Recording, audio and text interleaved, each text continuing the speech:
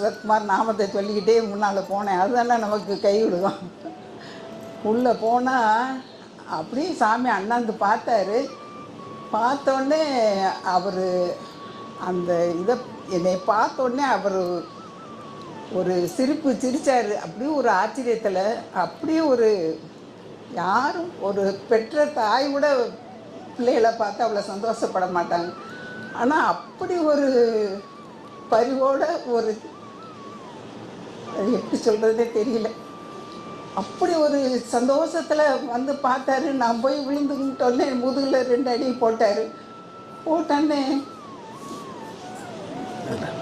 எனக்கு மனசில் ஒரு தைரியம் வந்துடுச்சு. எனக்கு தைரியம் வரவும் எனக்கு பின்னால் இருந்த எல்லாருக்கும் ஒரு தைரியம் வந்துடுச்சு. உடனே எல்லோரும் போய் நமஸ்காரம் பண்ணோம்.